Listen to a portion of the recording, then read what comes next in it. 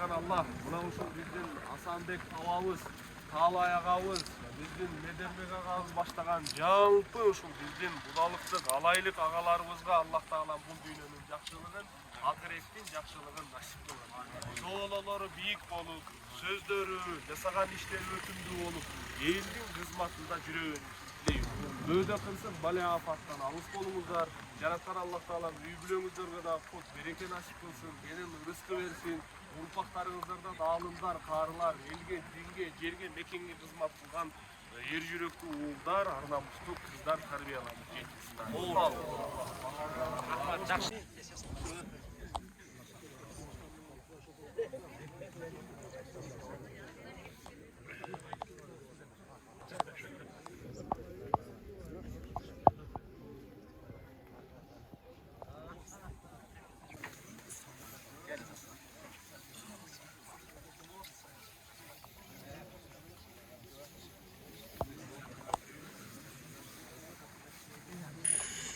Саламатсыздарбы, арбаңыздар.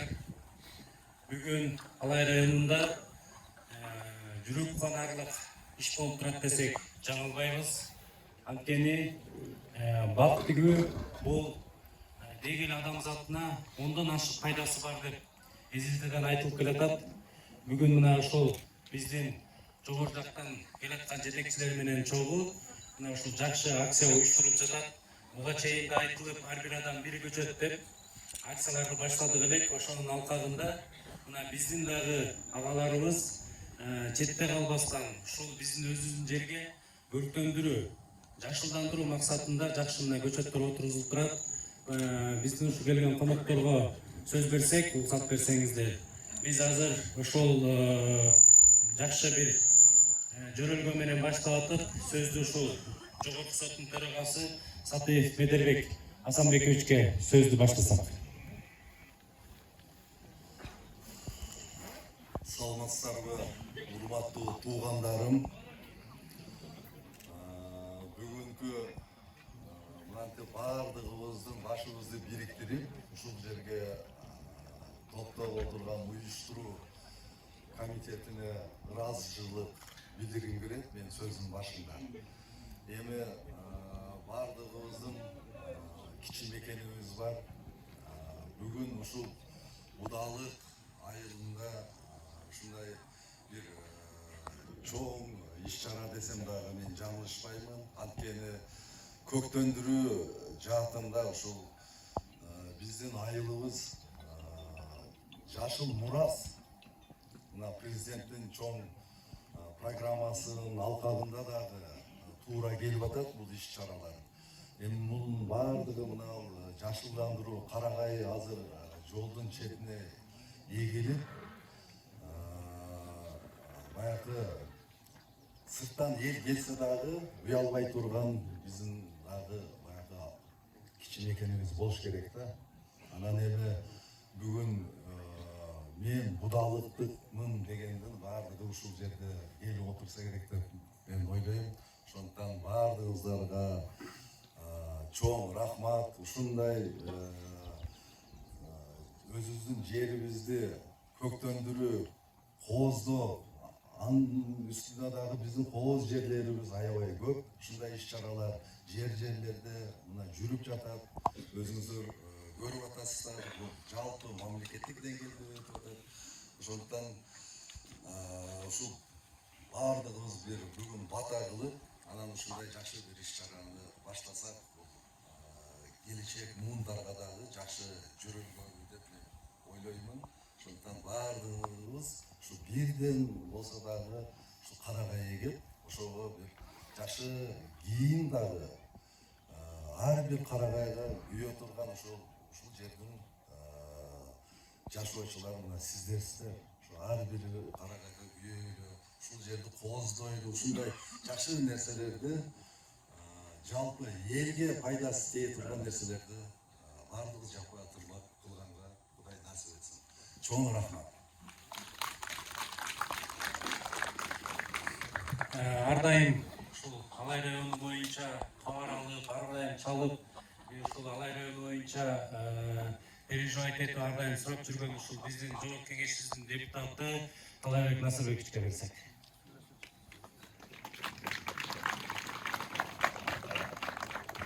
Assalamu alaikum, hurmatli tug'anlar, hurmatli qo'noqlar.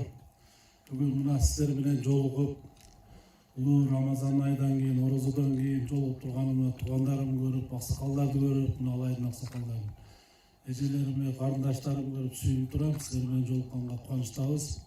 Эми негизги келген максатыбыз былтырдан бери ниет кылдык эле ушул айылыбызга барып, азыр мына былтырдан бери 2 жыл болуп калды. Урматтуу президентибиз атайын ушундай Жашыл мурас деген компания уюштуруп, ушу жерлерде өзү баштап берип, ушул айылдардан, областтардан, көктөндүрүү шаарларда иш-чаралар жүрүп атат. Мына кече көрдүңүздөр, урматтуу генералыбыз Камчыбек Кыдыршаев дагы Жалал Абад областынын Сузак районунда канча деген гектар жерлерге, Нокен районунда канча деген бош жаткан жерлерге барып, көчөттөрдү эгип, ушу көркөндүрүүгө жакшы көңүл буруп атат.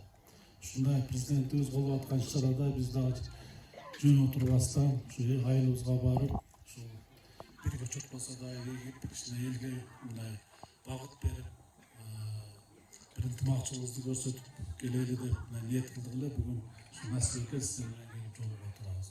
Буну ушул колдоого мына мен айтып коеюн, аталык кылса куту сүннөттү. Ушундай сүйлөшүп отурсак, мына Асанбек аксакалыбыз келип канча көчөт кетет экен деп, мына быйыл ушу миңди эгип турайлы десе, миңди мен алып берейин деп.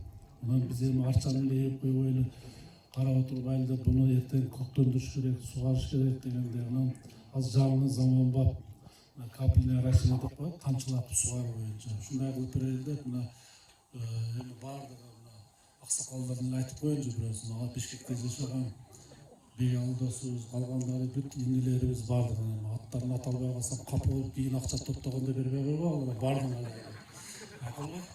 Ушу баардыгыбыз колдон келишинче ушу жардамыбызды кылып баштап берели деп келдик туугандар. Мына бүгүн ушу Асанбек ага, ушу Бишкектик досторубузга ошто мына Кубан энебиз мына үй бүлөсүнө аттан 200 000 берди, калгандары колунан келишинче берип атат. Ушу баардыгыбыз топтоп ушу баштап берели деп келдик. Анан мен кече айыл өкмөткө да айттым эле, ушул айылдык ушул жаш инелерибиз, агаларыбыз, карындаштарыбыз болсо ушу баардыгы чыгып көрсө, анан Бишкектен келип эле эгип берип коюп, тосуп берип коюп келет, эртең курап калды келип сугарып беришпейби деп айтышпасын. Биз баштап бердик. Мына эмдиги жылы дагы бир поколение.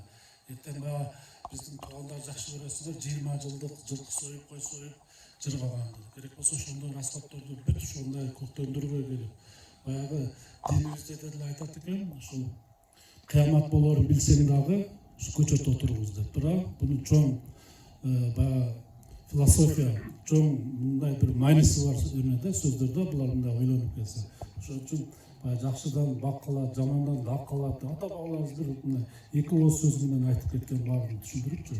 Ошон үчүн мына биз ушунда баштап берели. Мына будалык деген канча деген кыйынчылыктарды көргөн элбиз, мына туугандар канча көчкү жүрдү, канча деген туугандарыбыз жер астында калып кетти деген. Эми Кудайым ушундай жаман нерселер болбосун. Ошон үчүн болбош үчүн баардыгыбыз баягы мамлекет кылып берет деп күтүп отура бербей, ушундай жасалган иштерди хотя бы жакшы болдууну жакшы пайдаланып, анан колдон келсе бир көчөт болсо да келип үйүбүздү астына болсо да эгип, ушундай жапатырмак кылсак анан мындай жакшы жыйынтык болот да. Анан дайым мен Адагай деген агайым бар эле, адышып тапкан кичинеме бир-эки депутаттын сөзүн алып алып көбүрөөк сүйлөп коем, капа болбойсуңар. Анан ошол агайдын сөзүн айтып коеюн. Бизде келип талай мына жерди карап берчи, оңдоп берчи деп автовый зал же спорт залды көрсөтөт эле да. Анан досторубуз, классташтарыбызды барып шерикпай турат, оңдоп берсек, кийин дагы баскын дейт. Барсам ошол жерде биз берген акчанын кандай иш кылганын көрсөтөт эле да. Анан ыраазы болот элең да. Эми жүргөндө дагы бир кемчилдигин көрсөтүп коет да. Анан айла жок агай болуптур. Буну да оңдоп берели, жасап берели деп баягы сүйүнөт эле. Буну эмне үчүн айтып атам? Ошон үчүн мындагы келген нерсени, рызкыны, болуп аткан ишти ушу айыл өкмөт, айыл башчылар, мектеп мугалимдери ушул жерде интеллигенция силерсиңер. Элге туура жеткизип туруп, барды ким иштеп аткан кызматкерлер эле эмес, жөнөкөй жаштар ушу айылдын тургундары основной күйө турган силер. Кийинки жаш буундарга жакшыны айтып кой, сындырба. Наоборот, нары бери өтүп кетип атканда кичине кыйшыйып калса, түздөп кой. Курап калса, сугуйуп кой. Бир-эки баклаш ушундай тарбия беришибиз керек да. Анан барып бунун жемиши бир 5-6 жылдан кийин көзгө көрүнөт. Анан биз дагы ушул жакшы болуп калса, эртеги жыл дагы уюшуп келип туруп, дагы мындан жакшы жардам беришибиз мүмкүн турганда. Ошон үчүн мына пайдалана турган силер ушул келбей калган үйүндө отурган туугандарга да, бала чакага да айтышыңар керек. Баары ушу жакшы пайдалансын. Мен анан кудалык боюнча кыскача маалымат берип коелу. Мына бир топ колдон келген иштер болуп атат. Мына жогорку кеңеште ушул айылдан эле бир 3 депутат экенбиз. Ар ким өзүнүн колунан келгенче жакшы иштерди жасап атат турганда. Не только будалык, баардык алайдын баардык айылдарына, ошторго бар жерде кичине колдон келишинче кылып атабыз. Былтыр келип ошол мектеп ачып берип кеттик. Уланыбыз келип мына Кара Суудагы спорт залды ачып берип кетти. Мына эртең биз Октябрда мектепте акчасын киргиздик капремонтка. Азыр мына таза суу чоң проблемалар. Былтыр 2 жыл болду проектин даярдаттык эле. 101 миллион сомго проект даяр болуп, анан госпроекте кичине туруп калды. Структура өзгөрүп, айыл чарба министрлигине өтүп. Азыр кече тендер өтүп, жеңүүчү аныкталыптыр.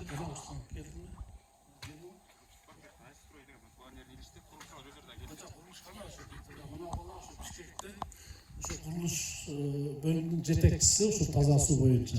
Уткан бала кана келдим. Мен атайын ээрчитип келдим. Мына бала оокатты бала экен, намаз окуган жакшы, имандуу бала көрүнөт. 101 миллион сом бюджеттен караттык эле, тендердин баасы ушу 86 миллион сомго утупту. Анан кече уткандан буларды айттым. Келгиле кабинетте отуруп сүйлөшөлү. Анан кээде баягы мамлекет ушундай шартты түзүп берип атат, ортодо анан акчалар баягы процент болот, ар ким көз кызартып атып, анан ортодо жок болуп кетип, сапасыз болуп калат. Туурабы? Мына Кыргызстанга Базарбайга билесиз, акайдын мезгилинде канча кыргызчылар келген, абер тарабынан көптөгөн миллиондогон акчалар каралган. Ошону кээде жакшы көзөмөл болбой калып, абер кетип калды, туурабы? Кыргызстанга келип ушундай экенин жакшы пайдаланбайт экен. Бул кыйын. Мына азыр мамлекетибиз бутубузга туруп, не только будалыкта, баардык жерде ушундай жакшы иштер болуп атат. Километр жолдор, мектептер, соц объектилер бир ачылганда 100 мектеп бир ачылып атат. Жумуш орундары түзүлүп атат. Ушу биздин мамлекетке кут болсун туугандар. Анан мен айтайын дегеним мына ушу балдар эртең ушулар баштайт ишти. Колдон келсе ушу көзөмөл кылгыла. Мен өзүнө дагы айттым, Кудайдын астына дагы, пенденин астына дагы айтып коюм. Кече тааныштым. Көк чайны да айтып бермейм. Наоборот, мен бүтсөм ушу грамота берип, чепкен калпагымды кийгизип, ошо элдин батасын алып берип эме кылам. Бирок требовать этем. Сапатына азыр мен күндө келип карай албайм турганда. Ушул кандай турбай эме кылып атат, канча ылдыйга көмүп атат, сапаттуу көмүп атабы, баардыгы мына айыл өкмөт, аким, анан эң негизги жергиликтүү силер карагыла. Мен атайын мына жетек карабайм, мына элдин астына айтып койдум, ушу эл жакшы, Кудай калса мен туугандарым колдоп берет, жакшы иштеп бергиле. Макулу бүткөндө дагы келип эме кылам. Бул эми маалымат катары турган. Былтыр мына ушу эмеси башталат. Анан эмен дагы Кызыл Орманда барып алабыз. Ошол не дейбиз эми? Жакшылык болсун. Эл журтубуз тынч болсун. Эч качан кырсыктар болбосун. Орусчудан алыс болойлу. Туткан орозоңуздар баардыгы кабыл болсун. Дайыма ушундай жакшылыктарда жүрөлү. Эл ынтымак болсун, мамлекет тынчылык болсун. Ушу колубуздан келсе ушундай жакшылык кылайлы. Келбесе ушу жакшы сөзүбүздү айтып, бири-бирибиз болгон жакшы кабыл тилектерди айтып жүрөлү. Келбей калганда баарына салам айтыңыздар.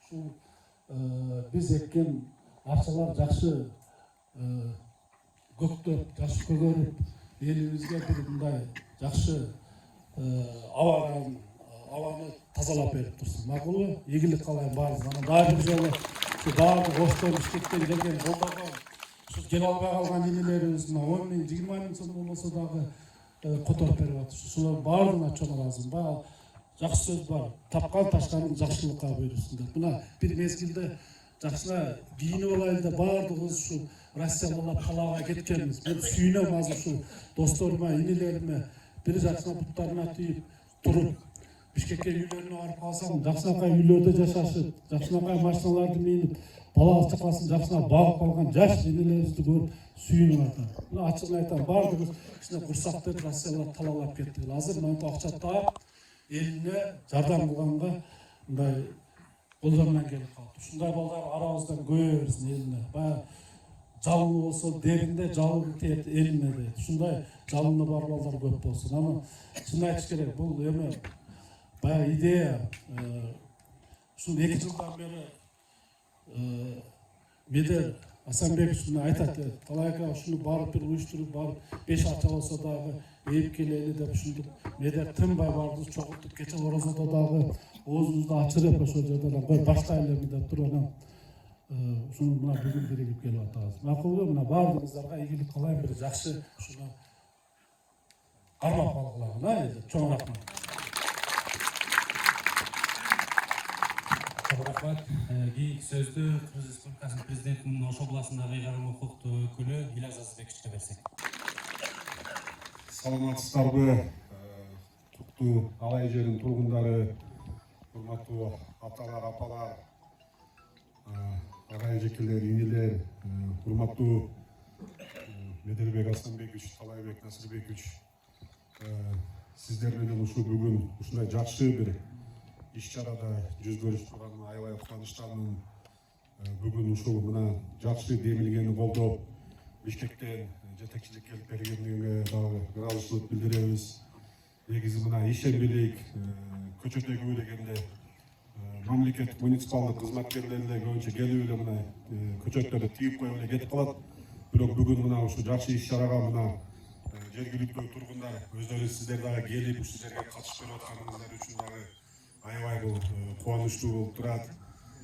Ушул бүгүнкү ушул көчөттөгү бул дагы бул жакшы мына жаз башталып мына жакшы иш-чараны баштап атабыз. Урматтуу президентибиз Сапар Кожоевичтин демилгеси менен ушул Жашыл Мурас улуттук компаниянын дагы алтагында иш-чара болуп атат. Мына Бишкектен келген ушул биздин дагы демөөрчүлөр, өнөктөштөрүбүзгө дагы мына баарын атын атаганга убакыт жетпей калса керек, көп ушул четте калбай эле өзүнүн салымын кошуп жардам берип келатышат. Ошолорго дагы облус жетекчилигинин атынан дагы ыраазычылык билдиребиз.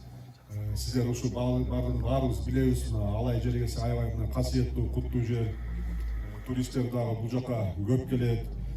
Акимдин дагы демилгеси менен ушул туризм тармагында дагы жакшы иш-чаралар, демилгелер бар. Ошону дагы пландап ишке ашырып атат. Ошону дагы сиздерден дагы сурап кетебиз. Сиздер дагы ошо колдоп туруңуздар. Инвестиция тармагында ушу инвесторлорду чакырып келатат. Бизнес тармагында туризмди дагы өнүктүрүп, мына дагы айтып кетчү нерсе, акимдин ушул райондук администрациянын демилгеси менен мына Гүлчөнүн дагы статусун көтөрүп, мына шаар кылганга жакшы иш-чараларды мына демилгени көтөрүп ушул иш алып барып атабыз. Кудайым бурса жакшы жыйынтык болот деп ишенебиз. Ошондой эле мына Алай мына тоолуу, жакшы мына абасы таза регион. Азыр ушунда көрктөндүрүп жакшы мына көчөттөр эксек, Кудайым бурса 1-2 жылдан кийин бул ушу өнүгүп көркөмдүү болуп калса, туристтер үчүн дагы мына аябай мына көзгө жагарлуу болуп калат деп ишенем. Негизи мына баарыңыздар билесиздер, мына Алай бул дүйнөлүк мына географиялык картада өзүнүн мындай орду бар. Алай тоосу деп мына караса ушу Алай деп турат. Ошого дагы мына көп туристтер, инвесторлор, коноктор жакшы келип ушул жергиликтүү ушул адамдарга, жергиликтүү өз алдынча башкаруу органдарына салым кошот деп ишенебиз. Баарыбыз ушундай жакшылык, аманчылыктарда, жакшы иш-чараларда жолугуштуралы. Амандыкта бололу. Рахмат. Рахмат.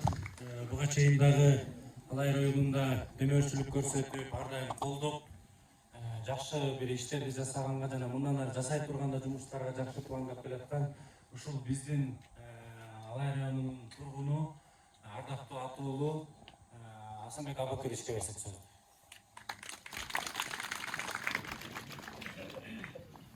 Assalomu alaykum va rahmatullohi va barakatuh. Men bugun abdan quvonchdaman. Sebebi жарым жылдын өткөнүгө окшойт бизде көпүрөнү ачкан жолукканыбызда. Ошондогу жакшы тилектерди кылдырды. Ушул биринчи баштаган ишибиз Казантүк болсун. Мына дамылабыз башка дуа кылып берген, тура аксакалдарга дуа кылып берген. Мына экинчи иш-чарабыз болуп атат жашылдандыруу боюнча. Бул жашылдандыруу дегенибиз Peygamberimiz Muhammed Aleyhisselam'da beri gelecekler. Sevap kişinin tuğusu caksız bulgan. Azı dünyanın bakıvayslar mı? Ben kıyımın degen sayısçılar enden söylep atat. Caksız ekonomik ödep söylep atat. Caksız turmuş dep söylep atat. Caksız muras degen çıkıp atat. Göratatsar mı? Bu enden atat. Bu İslam'ın dengenin joğurlap, sen jengip keletkanız var. Bizim Peygamberimiz Hazreti Muhammed Sallam'ın tuğusu jelibirip ketanı tanrı oldu. Daha öncesini aytıp koyalım. Manazır aytıp kaçıştı. Buna bucaklar göçetegi oy 2 yıldan beri gelatsalar, o bir kışın jetken toçkası, Oroza gününde, Ömerler çakırıp bizde ozaçlarında boldu. Buna Peygamberimiz Hazreti Muhammed Sallam'dan aytkan, bizge yönetken o şarttan osiyatı bizge gelip biz azımına ümitleri atkarvatlarız düşündü. Bu bizden buna oturan kişilerin kılgan iş emas. Bunlar sizleri de bilmişsizler. Sizin yüzünüzde hazır gelip hazır duruyoruz, kafalarınızdan ucumuşuyor. Sebebi biz sonra baştan koyduk. Sizler bulap geçişinizler gerek.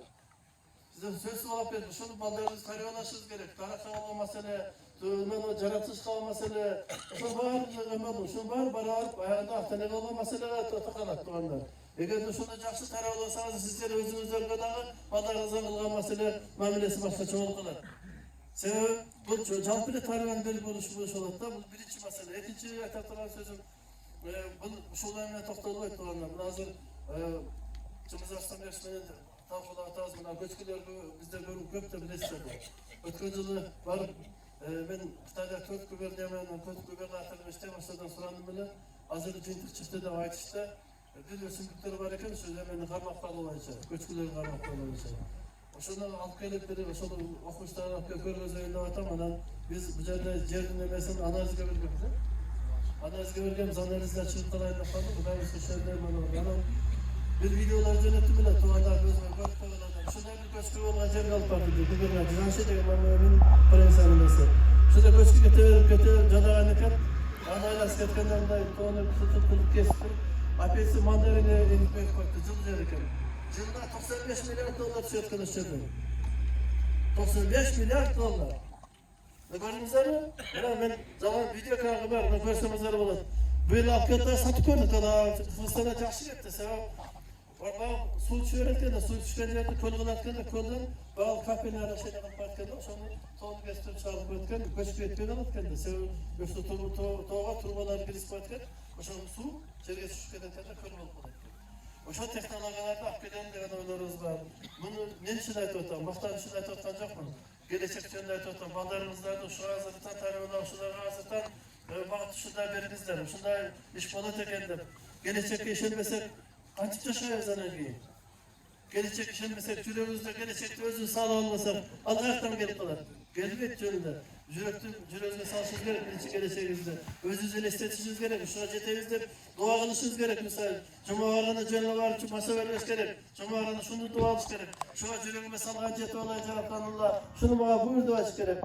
Umraga top var ata, hocam cennet var, şu görmeyi de koca, koşer var, kız elimizde, taşaran yerimizde, elimizde de dua alış gerek. O şunda barizler kılanlar. Biz işte bana başlarlar. Biz oradan konuştuğumuz, ben oradan konuştum. Şu tuğanların bayradan görüp, senin yüzünü görgende biz için çoğun din bulut. Tarih geçerken de oynuyoruz. Andar geleyinde de oylasın. Ne kuru ol var ama da oylasın. Bir de kalan çağırayın da oylasın. Sonra kurul geçseksizlerde biz kurul getiriyoruz da. Bulursa biz bir de kemlesek, bunlar bir de kalk götürdüğümüz ataslar da. Sonra en başında buna kurul geliyor yok güzel. Jetekçiler deyim, cevabı deyim de jetekçiler. Buna bu olay işler, o da olsa prezidentinden daha eğlenceli. Alkışlar da tarzdan sanaylıklar oygundur. Allah'a oygundur yani kalanlar da oygundur. Ümit kılıp da tam kişi daha açı. Biz de aslında açı Türk öğreni, alaydım atılıq bulan, prezidentinden ozda gelip pasak biz şunda jakşı işler olur. Büyüklikler olsun, turmuşlar tınçılıkta olalım, amançılıkta olalım. Jaş ballarımız şu bizim bu haftanın işlerimizde alıp gitken olsun, tatlıklı olsun ha. O öyle dua alkolar, ondan sonra.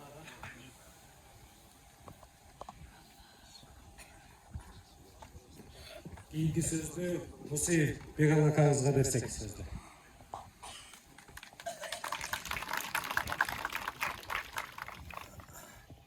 Assalamu alaikum tuğanlar, kandayсыздар ağalar, ineler, karındaşlar, eziler. Mına sizlerdi bugün kuanıp görüp oturganыбызга ayan kuanычтабыз. Sizler менен biz bat görünmüş köydagi kuşlarыбыз, келип турганга сиздерди ушу алай жерге өзүбүз кичи мекенибиз. Мен өзүм мүнчөдө чоңойгом, мына Будалыктык Сабайдан болом. Бала кезибизде келип ушул жерде кышындасы келип чана тепчилик, жайындасы келип алып чөп өрчүлүк, аябай көп эстей турган жерлер ушул жерлерим. Бала кезибизде азыр эми ушу дөнөрчү болуп, ушу инилер менен ушу көптөн бери биз мындай айтсак Бишкекте топтолуп алдык инилер менен. Ошол биз эмне айтып кетем муну менен. Ушу биримдик жердеш деген нерсе ушу бизде алайда аябай күч, бардыгы таңкалат, ушу алайлыктар молодецсиңер, алайлыктар аябай десем болот да. Мен деле бир 30 жыл болду ушу шаарда жашаганымдан. 30 жылда жылына келип ушу алай жөнүндө көп нерселерди көрүп, угуп, биздин аркабыздан инилер, агалар биз жасап кеткен нерселерди биз дагы улап кетели деп келатабыз да. Ошо кен айтмакчы, бул Алла Тааладан берилген нерсе. Бул бизге дагы ушу Кудай шүгүр, ушу алай жергесине жакшы ырыскылуу жер. Баарыңыздар эле билесиздер. Атын укса баары сүйүнөт болуп алайды. Не деп айтам, муну менен ушу сиздер менен кошо ушу биз Бишкектеги балдар топтолуп, Медер Сатыев, Сарбаш Талаев, Асан акалар баарыбыз биригип алып, өткөндө орозодо айттык, дөнөрчү ойлоо ушуну кармашайлы деп. Биз ошол бир 15-20 бала топтолуп алып ушул жерге бизге азыр миң түп карага эгилет, Кудай кааласа. Ошонун общий бюджети 3,5 миллион болот. Ошону эми эмне деп айтам, ушул өнүп кетсин деп бир экспериментальный кылайлы деп өзү идеябыз бар эле. Анан көп деле айтабыз, келиңиздер бир жакшы нерселерди кылып берели. Биз баарда кылдырып алыңыздар. Бул деле келип кетип аткан нерсе. Башка жака деле кетип атат, башка жака деле берип атабыз депчи. Ошо эми Будалыкта болуп калсын деген нерсе. Ошону эми Кудай кааласа, азыр дагы мага чейин жакшы сөздөрдү айтып кетти Талай Сарбаш. Ушул нерсени биздин колубуздан алып, кийинки жаш муун дагы колдоп кетсе, ошо колдогонго сиздер кол кармашып, ошо жакшы сөздөрүңүздү айтып, аксакал мындай кылайлы деп турсаңыздар, биз ар дайым ошого жардам бергенге таярбыз. Ушу менен сиздер менен дагы ушу менен Кудай кааласа жакшы иштерге жетишкенге биз уштарбыз, кармашабыз ар дайым. Алай десе жаныбызды беребиз, динибизди беребиз, кичи мекенибиз үчүн дегендей. Ушу рахмат, келип ушу кармашып атканыңызга сак болуңуздар, саламат болуңуздар.